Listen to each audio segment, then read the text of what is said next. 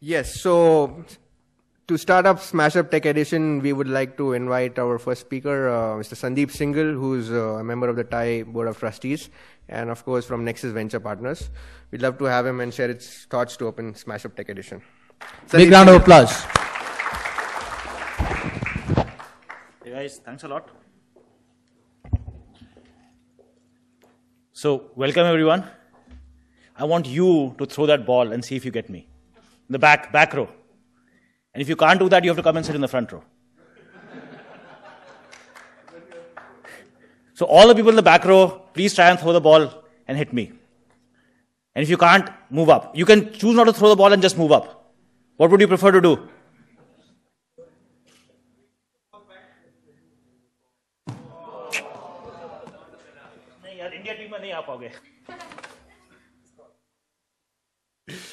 Okay.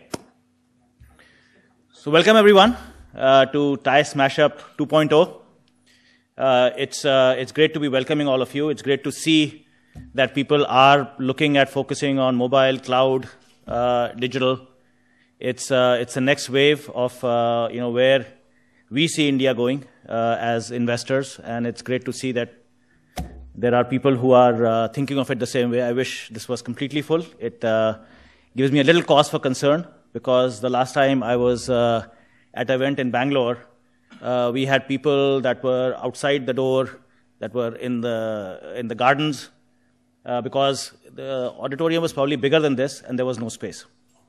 So, I think you need to tell your friends who are here in Bombay that they need to get their act together and start competing with some of the other cities in around. So, anyways, so since we talked about the fact that this is, for startups, by startups, I think I'll take you guys back on a bit of my journey.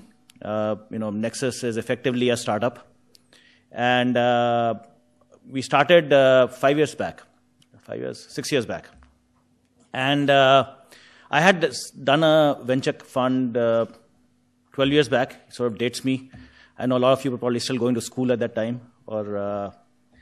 And so I had done some, analysis, and I said, there's a huge opportunity in India to back these great entrepreneurs that, are starting businesses, but are not able to scale it up. And one of the big challenges in scaling up is the fact that there is no risk capital available. And so this was way back in 97. And when I looked at that, I said, let me go and set up a fund. And when I looked more deeply, what I realized is that although they were entrepreneurs, there wasn't really an ecosystem around them. So you didn't have people who really understood how to recruit for startup companies. I asked this question to one of the volunteers earlier today. Where do you work? Where are you studying? And she said, I'm at SNDT, doing computer engineering, third year. I said, you've been listening to all these startups come and present. Would you join any of them? So if you had an option of going to Infosys or going to this startup, where would you go? And her immediate response was, I've heard of Infosys.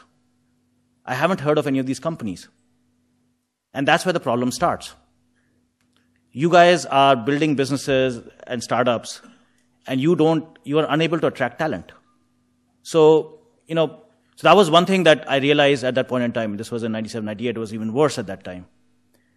The second thing I said, if I need to create a document, which is a shareholders agreement or whatever else, are there people who actually understand that? As entrepreneurs, if today I gave you a shareholders agreement and say, take a look at it and read it and, agree to it or disagree to it, half of you will say, what are you trying to get me into? You're asking me to sign my life away. So there is this whole notion of, how do we get legal agreements done? Then it becomes, I'm going to go work with maybe sell to a large company. So I'm creating the next big software for retail solutions, let's say. So I'm going to go and, write to Mr. Kishore Biani and say, I'm going to change the way that you sell at Big Bazaar if you use my software. What will he do? He'll say, how big are you? Oh, 2 people. I don't think so. Right? So there are challenges in terms of convincing large customers to work with you. So these were all challenges that we saw, and they were much worse 15 years ago. So we said, what will we do? So we actually created what's called an incubator, and it was called eVentures. And we brought people on board. We got recruiters on board to work with us full time. We got marketing people to come and work with us. We got IT people to come and work with us, so that our companies, as we funded them, would have these resources available to start businesses and not have to worry about bringing a good marketing person on board, a good tech person on board. Did that. Some of the successes that came of that you've probably heard of. Make My Trip is the one that probably all of you have heard of. There were others that came out of that. Another one that recently just exited, a company called NetMagic. So there were some of these guys who were building businesses with our support. Unfortunately, the dot-com bust happened in 2000. And my investors, the guys who were giving me money to give it to these entrepreneurs, said, oh, we don't want to do anything in India anymore. And in 2001, we basically stopped investing. And I stayed on to manage the portfolio. A bunch of my colleagues left. And for 3 years, so from 2001 to 2003, there was literally nothing happening in the investing space. Right? There was nothing. Entrepreneurship was, I wouldn't say it was totally dead, but it was very muted. And during that time, I think people that had started building businesses in late 99, 2000, because of the dot-com boom that they were seeing in the US and saying, hey, I can build the same product in India, some of them said it's not worth it. And they decided to sort of move on, take jobs, go do something else. Others said, I have this passion to run my own thing, and I came into doing this for a reason, and I'm going to stick it out. And those are the guys that actually made it through. So from 2001 to 2004, there was a consolidation in the market. So when we invested in Make My Trip, there were 7 companies that were trying to get into the online travel space in India. In 2004, there was only one. Right? So everybody else had gone away. And that gave an opportunity for people who stuck around to actually build businesses. Right? So, and I'm sort of giving you these anecdotes for you to understand what it takes to build businesses. So that was, this happened in 2000 till 2004. In 2004, I started seeing a change in the mindset, and that was, I think, partly driven by the stock market boom and everything that happened in 2003. And all of a sudden, there was this euphoria that India is back, and I started getting mails in my mailbox saying, we've built this business from 99, 2000. We've been building it. Now we've reached this stage. Now we need capital to take it to the next level. And we weren't investing, but I said, there is definitely, there's definitely something coming back here. And so in 2005, I was running my own BPO company that I had started in 2002. And I said, it's time to go back and raise another fund. So at that point, I said, where do I invest? What are the opportunities that are out there? And I said, there's a big change between what I saw in 2000 and what I'm seeing today. So in 99, 2000, the nature of entrepreneurship was around labor arbitrage. So the primary goal of competitive advantage was finding cheap engineers or finding cheap BPO people to go and provide services to global markets. So you saw at that time, obviously the large players like Infosys and Wipro and Cognizant and all were created, but there were also a lot of these smaller companies that came about, Customer Asset, Daksh, Spectramind, a bunch of companies on the BPO side, some of the, Planet Asia, Netacross and all on the IT services side. So they took this labor arbitrage model to build businesses. By 2004, 2005, there was a shift. And the shift was people, when they were presenting plans, were looking more at innovation. And that innovation was broadly across 3 areas. So there was one which was around technology. The second that was around process, the process innovation. And third was around business models. And we said, okay, this is now looking more and more like how you would see changes or entrepreneurship happening in more established locations like Silicon Valley, Boston, and so on. And we're going in that direction in India. So in 2005, 2006, we said, okay, it's time to go raise a fund to fund these new generation of entrepreneurs that are looking to build these businesses in India. Interestingly, when we raised the fund, we started investing, we still saw a lot of services plays. And the challenge that we saw with innovation was that although there was good technical talent, there was a missing piece which was around market understanding. So people were building businesses, but it wasn't clear as to what was the need that they were trying to meet, and so on. And we ended up actually backing mostly in that sort of generation. We backed mostly people that moved back from the US with some understanding of what was happening in those markets, and were looking to basically leverage India as a source of talent to build businesses. And the other area we looked at was this whole domestic consumption area, right? There was this big shift towards how people were looking to consume in India. And so I would say between 2006 and 2008, we did mostly either domestic consumption or cross-border technology, which was related to, people that were coming back. In 2008, one of our portfolio companies, NetMagic Solutions, started seeing a lot of interest from our domestic clients, saying, we want to do stuff around virtualization, around cloud. And they started building a platform to support that. The only player in town at that point, and I'm sure maybe some of you are already users, was Amazon Web Services. And we said, if Amazon Web Services is providing the service, why can't we do it as an Indian provider for Indian companies? But there was no platform on which to make it happen. So these guys started building a platform internally, and I was on the board of the company, and I said, I sat down with my team and I said, listen, if this is something that NetMagic needs, then there are at least, 5,000 NetMagics out there in the rest of the world who are providing these services who also need a similar platform. So there must be some entrepreneur somewhere that is actually trying to build this solution. And that's how we found this company called cloud.com. We were looking for somebody that was building a platform in that space. So why am I giving you that as a thing?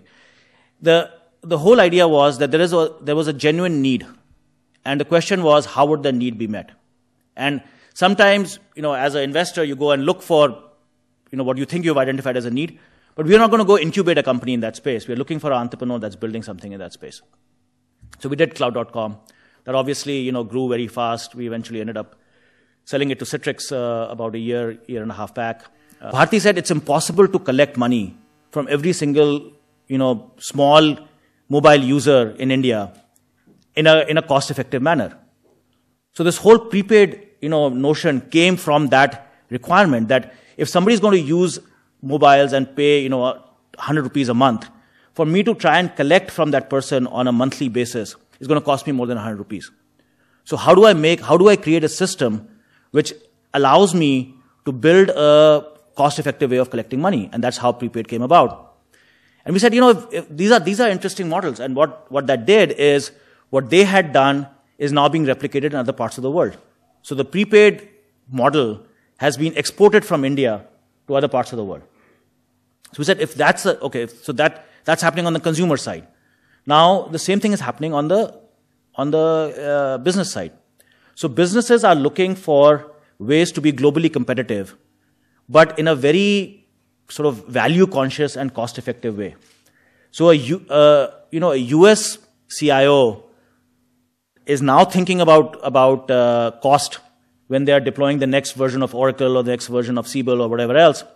The Indian CIO very early on said, I can't afford to spend money on SAP or spend money on Oracle or spend money on XYZ.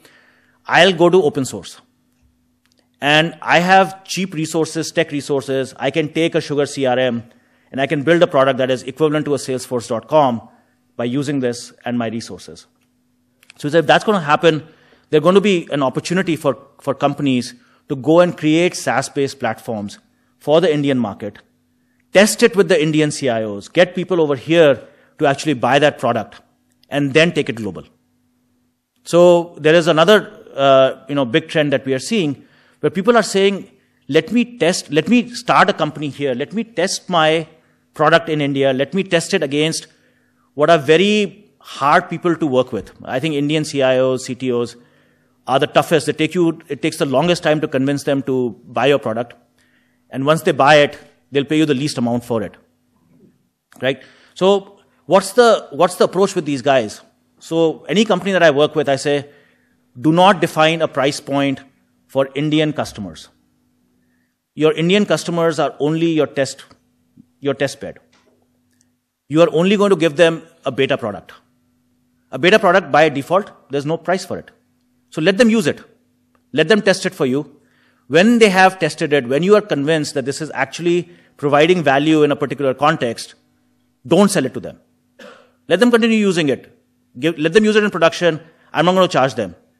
That day, I'm going to move to the US, and I'm going to start selling in the US with these Indian reference clients. So the value to me is not that they pay me 1 lakh or 2 lakhs or 5 lakhs or 10 lakhs. The value to me is my ability to go to a US customer and say, I have the top 3 guys in India using my product. And so if any of you are building product companies and you're right now focused on India, give this some thought. That, what you're probably realizing is that the time to the sales cycle is probably as long, if not longer, in India. And it's driven a lot by the price points you define. And it's just the Indian CIO mindset, the CTO mindset, is not to pay for software from a startup. They are doing you a favor by actually using it. And I think it's actually true. They are doing you a favor because they are taking risk. And you should think of it that way, and you should build a product that meets their needs, but don't think about charging them. They are only your test bed. Okay, so that, I'm sure a lot of people are saying it's easy for you to say, you give the money and then, I have to meet my salaries and all that stuff. How will I do this? So that's a separate argument. We'll have a discussion on it offline. But, so we did that with one company called ScaleArc. This is the former CTO of Web18, a guy named Varun Singh. And he had built Money Control and he had built in.com on a completely open source platform. And he was hosted with NetMagic. So the CEO of NetMagic said, Sandeep, if there's anybody in India you should back for a startup, you should back Varun. So I said, I'd love to meet him. So I met Varun, and Varun said, so the way we generally have these conversations is, what's your problem? What is it that you're trying to solve? And he came back with a laundry list of, here are all the things that I have had challenges with running, Money Control and in.com. And we said, that's a lot of problems. And you're not going to solve every one of them. So which is the biggest problem that you see? And he came back and he said, my biggest problem is managing my MySQL instances, MySQL. I don't know how many of you have worked with databases, but MySQL is an open source database. And we've had they used that, and they said, managing that as in.com was growing, as I was seeing when the 2611 attacks happened, they were doing this live feeds, and their servers just sort of went through the roof. And he said just managing that was very painful.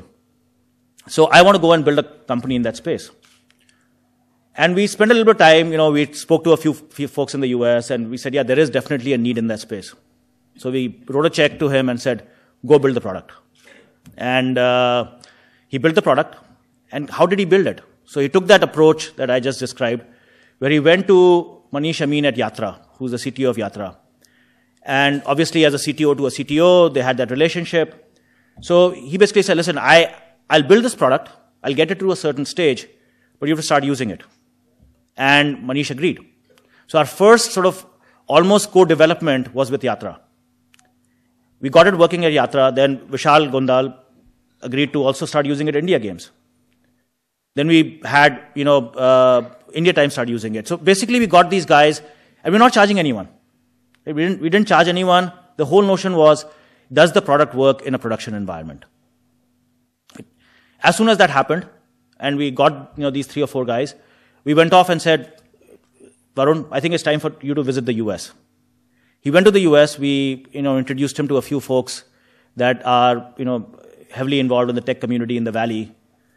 And those guys made introductions to 27 potential customers. And 17 of them came back and said, we want a pilot. So the guy who had made the introduction said, I have never seen anybody see this kind of response for a brand new technology. Particularly somebody coming from India, the whole team is sitting in India and so on. So he said, I'm going to come and join you guys and I'm going to build it out. So he came on board as the president and chief operating officer of the company. We raised further capital, and now we have some of the largest mobile gaming companies and so on using it. But why did that work?